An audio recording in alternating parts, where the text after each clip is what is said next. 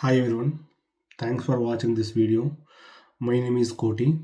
నేను ఈరోజు ఇప్పుడున్న పరిస్థితుల్లో యూకేకి రావచ్చా లేదా, యూకే వస్తే సర్వైవ్ అవ్వచ్చా లేదా, యూకేలో జాబ్ ఆపర్చునిటీస్ ఎలా ఉన్నాయి అనే దాని గురించి నేను మాట్లాడదాం అనుకుంటున్నాను. ఎందుకంటే నాకు ఈ మధ్య కొన్ని రిక్వెస్ట్స్ వచ్చినాయి, అంటే ఇట్లా దీని గురించి చెప్పండి, నీ ఒపీనియన్ చెప్పు అని. సో అందువల్ల నేను దీని మీద ఒక వీడియో చేద్దాం అనుకుంటున్నాను. సో నా ఒపీనియన్ ఏంటంటే, ఇది యూకేకి రావచ్చా లేదా అనేది మీ మీ గోల్స్, మీ ఆస్పిరేషన్స్ ఏవైతే ఉన్నాయో దానికి, మరి ప్రజెంట్ ఇక్కడ యూకేలో వీసా రూల్స్ దానికి ఆ రెండింటిని కంపేర్ అయి ఉంటాయి. ఇది ప్రతి ఒక్కరికి అందరికీ గోల్స్ ఒకే విధంగా ఉండవు. సో దాన్ని బట్టి డిపెండ్ అయి ఉంటాయి. సో నేను ఎలా అనేది నేను ఇప్పుడు రెండు ఎగ్జాంపుల్స్ తీసుకొని చెప్తాను.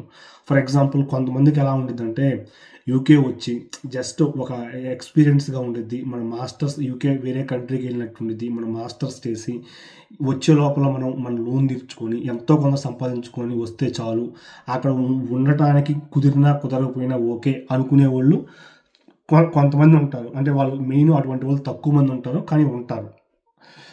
రెండో కేటగిరీ ఎలా ఉన్నారు అంటే, వాళ్ళు కంపల్సరిగా వచ్చి ఇక్కడే, అంటే జాబ్ చేసి ఇక్కడే చాలా లాంగ్ టర్మ్ ప్లానింగ్తో వస్తారు. ఇక్కడ లాంగ్ టర్మ్ ఉండే విధంగా, ఇక్కడే పర్మనెంట్గా సెట్ అయ్యే విధంగా వస్తారు. సో జనరల్గా ఇటువంటి వాళ్ళే ఎక్కువ మంది ఉంటారు అనమాట. సో ఇప్పుడు నేను ఈ రెండింటి గురించి మాట్లాడదాం అనుకుంటున్నాను. ఫస్ట్ కేసు, ఇక్కడికి జాబ్ పర్పస్ మీద, అంటే ఇక్కడికి వచ్చి మాస్టర్స్ చేసి లోన్ తీర్చుకొని వెళ్దాం అనుకునే వాళ్ళ కోసం. ఇదైతే కనుక కంపల్సరిగా, నా ఉద్దేశ ప్రకారం అయితే కనుక కంపల్సరిగా రావచ్చు. ఎందుకనంటే, ఇక్కడ ప్రజెంట్ నేను చూస్తున్నాను కదా, నా అనుభవం ప్రకారం చెప్తున్నాను. అలాగే ఇప్పుడు నేను ఉన్న ప్రజెంట్ ఇక్కడ స్టూడెంట్స్ నేను ఉండే ఏరియాలో చూస్తున్నాను కదా, లాస్ట్ 5-6 years నుంచి, దాన్ని బట్టి కూడా చెప్తున్నాను. ఫస్ట్ మీరు యూకే వచ్చినప్పుడు స్టూడెంట్ వీసా మీద వస్తారు. స్టూడెంట్ వీసా మీద వచ్చినప్పుడు మీకు అంటే మీరు చేసే కోర్సుని బట్టి మీకు 2 సెమిస్టర్స్ లేదా 3 సెమిస్టర్స్ ఉంటాయి అనమాట. అలా సెమిస్టర్స్లో మీకు రన్ అవుతున్నప్పుడు మీరు వీక్లీ 20 hours లీగల్గా చేసుకోవచ్చు. అలా లీగల్గా చేసినప్పుడు మీకు ఏంటంటే, అవి మీ ఎక్స్పెన్సెస్ సరిపోతాయి. సేవింగ్స్ ఉండకపోవచ్చు, మీ ఎక్స్పెన్సెస్ వరకు సరిపోతాయి. నెక్స్ట్, కొన్నిసార్లు ఏంటంటే, ఇక్కడ సెమిస్టర్కి మధ్యలో 2-3 months బ్రేక్ వస్తుంది కొన్నిసార్లు. అంటే అన్ని సెమిస్టర్లకి 2-3 months బ్రేక్ రాదు. ఫర్ ఎగ్జాంపుల్, సమ్మర్ సెమిస్టర్లో ఇప్పుడు ఫర్ ఎగ్జాంపుల్ ఆగస్ట్, మే నుండి సెప్టెంబర్ బిగినింగ్ వరకు హాలిడేస్ ఉంటాయి. ఆ హాలిడేస్కి ముందర మీరు మీ యూనివర్సిటీ నుంచి ఒక లెటర్ తీసుకొని రావచ్చు. ఇట్లా నాకు ఫుల్ టైం చేసుకోవడానికి పర్మిషన్ కావాలని చెప్పి లెటర్ తీసుకొని రావచ్చు. ఆ లెటర్ తీసుకుంటే మీకు ఈ 3 monthsలో మీరు ఫుల్ టైం చేసుకోవచ్చు. మీకు money more than your survival అనమాట. అంటే మీ సర్వైవల్ కంటే కొంచెం ఎక్కువగానే సేవింగ్స్ కూడా చేసుకోవచ్చు అనమాట. నెక్స్ట్, సో వరస్ట్ కేసులో మీకు ఫర్ ఎగ్జాంపుల్, మీకు మీ మాస్టర్స్ కోర్స్ అయిపోయేసరికి, అంటే 1.5 years లేదా 1 year ఆ లోపల మీకు మీ ఎక్స్పెన్సెస్కి అయితే కంపల్సరీగా డబ్బులు వస్తాయి. ఓకే, ఇప్పుడు నెక్స్ట్ క్వశ్చన్, సరే లోన్ ఎలా తీర్చుకోవాలి, అదే కదా. మీకు లోన్ తీర్చుకోవడానికి 2 years ఉంటుంది. మీ కోర్స్ అయిపోయిన తర్వాత పోస్ట్ స్టడీ వర్క్ వీసా అని ఉంటుంది. ఆ పోస్ట్ స్టడీ వర్క్ అనే వీసా అప్లై చేస్తే మీకు 2 years వస్తుంది. ఆ 2 yearsలో మీ గోల్ కనుక కంపల్సరీగా జాబ్ చేయాలని లేదు, జస్ట్ నేను సంపాదించిన మాస్టర్స్ అయిపోయింది, వచ్చాము, ఇంకా మనం తీసుకొచ్చిన లోన్ తీర్చుకొని ఎంతో కొంత సంపాదించుకొని వెళ్దాము అనుకునే వాళ్ళ కోసం ఇది చెప్తున్నాను. వాళ్ళు ఏం చేయొచ్చు అంటే, ఈ 2 years ఫుల్ టైం చేసుకోవచ్చు, లీగల్గా ఎటువంటి ప్రాబ్లము లేకుండా చేసుకోవచ్చు, ఇబ్బంది ఏమి లేదు. అప్పుడు ఈ 2 yearsలో మీరు తెచ్చిన లోన్ అయిపోయింది, ప్లస్ మీకు మనీ అంటే ఉంటే లేదంటే లోన్ అయితే అయిపోయింది. ఈ 2 years మీరు అదే దృష్టితో కనుక full time non technical job చేసే పని అయితే కనుక. రెండోది ఏంటంటే, ఇక్కడికి వచ్చి కేవలం కోర్స్ చేయటం కాదు, లోన్ తీర్చుకోవటం కాదు, లాంగ్ టైం సెటిల్ అవ్వాలి అనే వాళ్ళ గురించి ఈ వీడియో ఇప్పుడు నేను చెప్పబోయేది అనమాట. సో ఫస్ట్ మీరేం చేయాలి అంటే, ఇట్లా లాంగ్ టర్మ్ ఇక్కడ సెటిల్ అవ్వాలనుకునే వాళ్ళు, మీరు కోర్స్ తీసుకునేటప్పుడు మీరు తీసుకున్న కోర్సులో ప్లేస్మెంట్ ఉందా లేదా అనేది చూడాలి. నేను ఇది ఎందుకు చెప్తున్నాను అంటే, మీరు ఇక్కడ లాంగ్ టర్మ్ ఉండాలి అనుకుంటే, మీరు కోర్సుకు సంబంధించిన జాబులు చేయటం ద్వారా ఇక్కడ ఉండటానికి ఎక్కువ పాసిబుల్ ఉంటుంది. అంటే మీరు ఇక్కడ లాంగ్ టర్మ్ కేవలం పార్ట్ టైమ్ జాబులు చేసి ఇక్కడ లాంగ్ టర్మ్ ఉండటానికైతే లీగల్‌గా అయితే గనక చాలా తక్కువ ఛాన్సెస్ ఉన్నాయి. ప్రస్తుతం ఉన్న పరిస్థితిలో. అందుకని చెప్తున్నా. సో మీరు అనుకోవచ్చు ఇక్కడ ప్లేస్‌మెంట్ అంటే ప్లేస్‌మెంట్ కోర్స్‌లో ప్లేస్‌మెంట్ ఉందా లేదా అని చూసుకోవటానికి లాంగ్ టర్మ్ ఉందా? లాంగ్ టర్మ్ ఉండటానికి సంబంధం ఏంది అని మీరు అడగొచ్చు. నేనేమని చెప్తున్నాను అంటే దానికి మీరు మీ కోర్స్‌లో గనక ప్లేస్‌మెంట్ ఉంటే, మీ కోర్స్ చదువుతున్నప్పుడు ఫర్ ఎగ్జాంపుల్ ఫస్ట్ సెమిస్టర్ అయిపోయిన తర్వాత అందులో యూజువల్‌గా సెమిస్టర్‌కొచ్చి మినిమమ్ 4 సబ్జెక్ట్స్ ఉంటాయి. ఆ 4 సబ్జెక్ట్స్‌లో మినిమమ్ 3 సబ్జెక్ట్స్ అయిపోతే వాళ్ళు ప్లేస్‌మెంట్స్‌కి ఎలో అవుతారు. మోస్ట్ ఆఫ్ ది యూనివర్సిటీస్‌లో యాస్ పర్ మై అండర్‌స్టాండింగ్. ఇది నా ఒపీనియను. అంటే ఇది నా ఎక్స్‌పీరియన్సు. నేను మిగతా స్టూడెంట్స్‌ని కూడా కొంతమందికి చూసాను. ఇప్పటికీ వాళ్ళ ఎక్స్‌పీరియన్స్ అలాగే ఉంది. ఇప్పటికీ వాళ్ళకి కూడా అలాగే ఉంది మాలాగే. అదేంటంటే మీకు సెమిస్టర్‌లో ఫర్ ఎగ్జాంపుల్ మీరు ఫస్ట్ సెమిస్టర్‌లో మీకు గనక అంటే ఫస్ట్ సెమిస్టర్ అయితే ఫస్ట్ సెమిస్టర్ అవ్వచ్చు. సెకండ్ సెమిస్టర్ అయితే సెకండ్ సెమిస్టర్ అవ్వచ్చు. అంటే మీరు 2 సెమిస్టర్స్‌లో కాదు.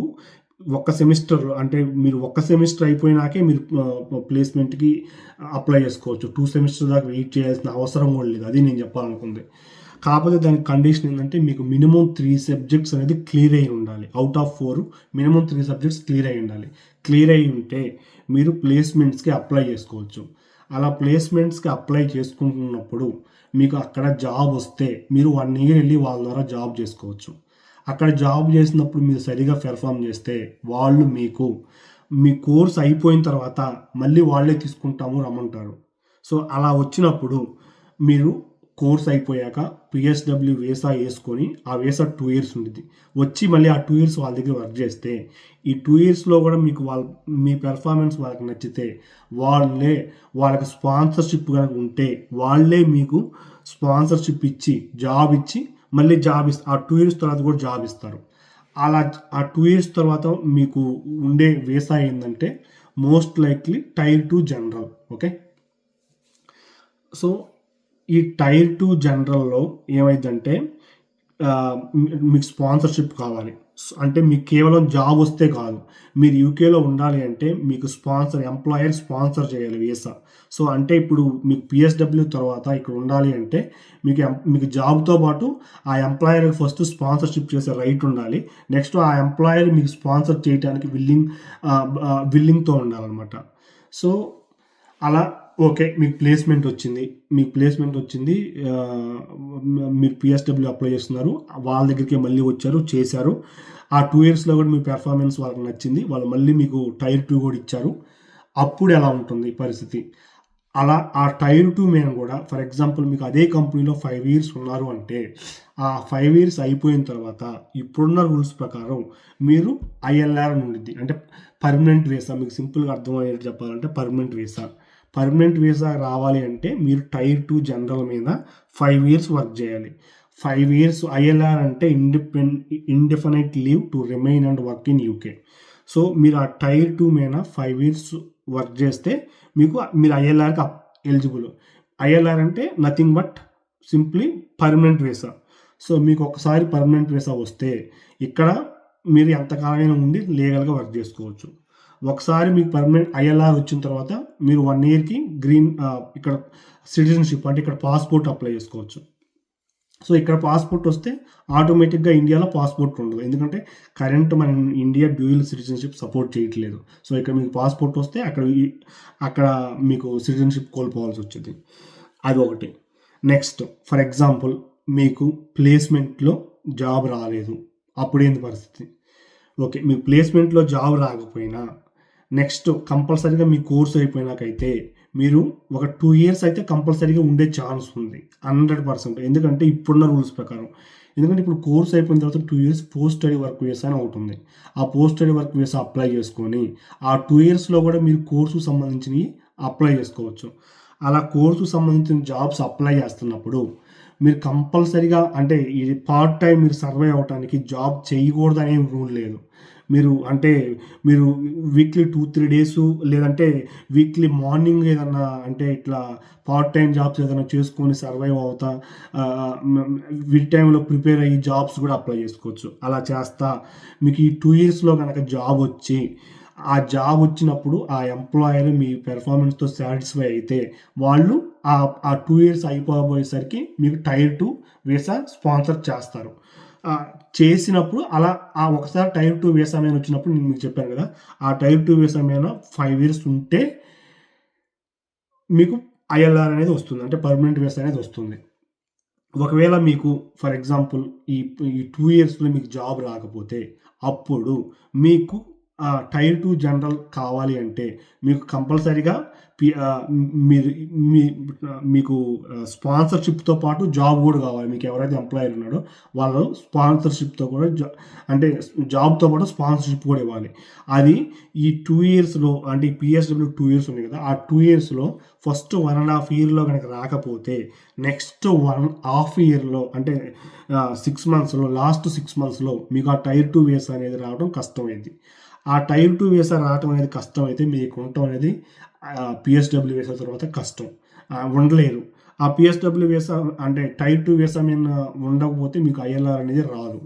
సో, కాబట్టి ఇది అనేది కొంచెం ఛాలెంజ్ ఏందంటే ఇక్కడ మీకు పీఎస్‌డబ్ల్యూ మీద ఉన్నప్పుడు మీకు అంటే మీకు జాబ్‌తో పాటు జాబ్ స్పాన్సర్ మీకు టైర్ 2 అంటే స్పాన్సర్‌షిప్ చేయగలిగే ఎంప్లాయర్స్‌నే చూసుకొని వాళ్ళ దగ్గర జాబ్స్‌కి అప్లై చేసుకోవడం బెటర్. అంటే ఫర్ ఎగ్జాంపుల్ ఇప్పుడు మీరు ఒకసారి అక్కడ గూగుల్‌లో సెర్చ్ చేస్తే యూకే టైర్ 2 ఎంప్లాయర్స్ లిస్ట్ అని ఒకటి కొడితే మీకు లిస్ట్ వస్తది. అందులో చాలామంది హండ్రెడ్స్ ఆఫ్ ఎంప్లాయర్స్ ఉంటారు. అందులో ఆ లిస్ట్‌లో చూసుకొని అంటే ఆ ఎంప్లాయర్‌కి మీకు సూట్ అయిన జాబ్స్ ఏదైనా ఉంటే అప్లై చేసుకోవడం బెటరు. ఎందుకంటే అలా అప్లై చేసుకుంటే మీకు ఏదైనా లేట్‌గా జాబ్ వచ్చినా గానీ కంపల్సరీగా మీకు వాళ్ళు మీ పెర్ఫార్మెన్స్ నచ్చితే వాళ్ళే మీకు టైర్ 2 స్పాన్సర్ చేసే అవకాశం ఉండిద్ది. అలా ఒకసారి టైర్ 2 స్పాన్సర్‌షిప్ చేస్తే మీరు వాళ్ళ దగ్గరే ఉండొచ్చు. లేదు అనుకుంటే మీకు ఎలాగో జాబ్ సెక్యూరిటీ ఉండిద్ది కాబట్టి ఒకసారి టైర్ 2 వచ్చిన తర్వాత వేరే కంపెనీకి మారొచ్చు. ఇలా వేరే కంపెనీకి మారేటప్పుడు కూడా టైర్ 2 మీద మీకు మళ్ళీ వేరే కంపెనీ వాళ్ళు కూడా జాబ్‌తో పాటు వాళ్ళు మళ్ళీ టైర్ 2 స్పాన్సర్‌షిప్ మీకు చేయాలి. మీకు ప్రెజెంట్ ఉన్న స్పాన్సర్‌షిప్ వాలిడ్ అవ్వదు. ఇన్‌వాలిడ్ అయిద్ది. ఎందుకంటే టైర్ 2 అనేది ఎంప్లాయర్‌ని బట్టి మారుతా ఉండిద్ది. అంటే అది మీకు ఎవరైతే స్పాన్సర్ చేశారో ఆ ఎంప్లాయర్ దగ్గర ఉన్నప్పుడే మీ దగ్గర ఉన్న టైర్ 2 అనేది వాలిడ్. మీరు ఒక ఎంప్లాయర్ ద్వారా టైర్ 2 తెచ్చుకొని వేరే ఎంప్లాయర్‌కి మీరు జాబ్ చేద్దామంటే కుదరదు. అదొకటి గుర్తుపెట్టుకోవాలనమాట. సో, ఇక్కడేందంటే మీకు జాబ్‌తో పాటు టైర్ 2 అంటే స్పాన్సర్‌షిప్ తెచ్చుకోవడం అనేది మీ చేతుల్లో ఉండదు కాబట్టి, అందువల్ల నేనిది ఛాలెంజింగ్ అని జెప్తున్నాను. కానీ నా ఒపీనియన్ ఏందంటే, ఇలాగే మీరు అదే గోల్‌గా పెట్టుకొని ట్రై జేస్తా ఉంటే, ఇట్లా అంటే టైర్ 2 ఉండే ఎంప్లాయర్స్ లిస్ట్‌లో టైర్ 2 ఉండే ఎంప్లాయర్స్‌కి అప్లై జేస్తా, వా వా వాళ్ళ జాబ్సే మీరు గనక తెచ్చుకోవడానికి ట్రై జేస్తే, అది కొంచెం కష్టమే. కానీ ఇంపాసిబుల్ అయితే కాదు. తెచ్చుకోవచ్చు. ఎందుకంటే మేము గూడా అలాగే వచ్చాం. అలాగే చేసామనమాట. అది. సో, దీని మీద మీ ఒపీనియన్ ఏంటో చెప్పండి. Thanks for watching.